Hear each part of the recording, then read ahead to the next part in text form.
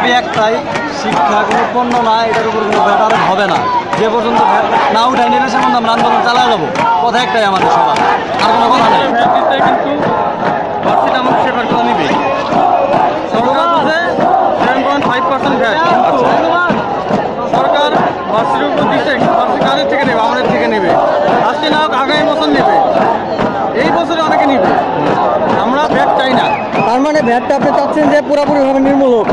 VAT থাকবে না আমাদের দেশে, সেটাই। স্কুল হোক, কলেজ হোক, ইউনিভার্সিটি হোক, কোনো জায়গায় কোনো ভ্যাট থাকবে না।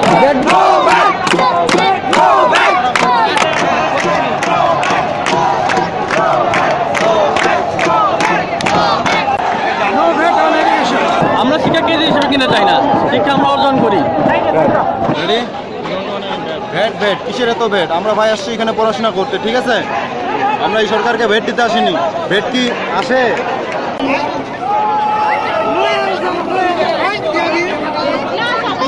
If education is our backbone of our nation, then how it could be? We don't want any VAT in our education.